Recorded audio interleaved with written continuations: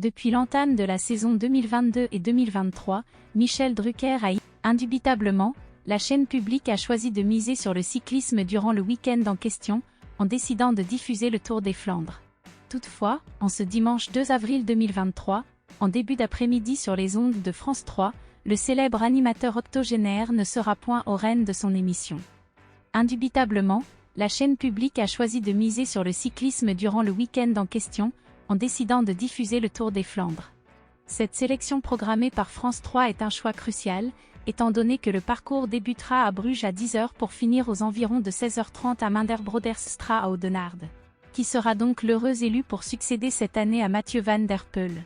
De plus, l'inconditionnel de la petite reine devra également céder sa place la semaine suivante au Paris-Roubaix, la course mythique surnommée « l'Enfer du Nord ». Cette compétition prestigieuse débutera vers 11 h 10, et le vainqueur devrait être connu aux environs de 16 h.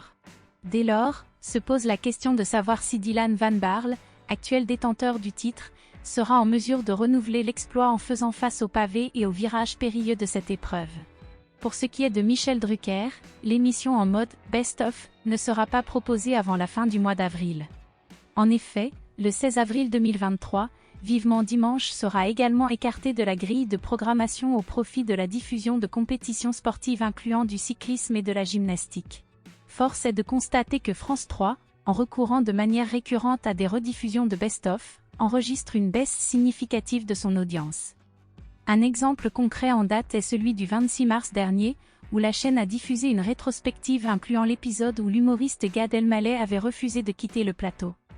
Malgré l'insistance de Michel Drucker, l'artiste était resté scotché sur place pendant quelques minutes, en quête d'informations sur l'organisation de son transport en taxi.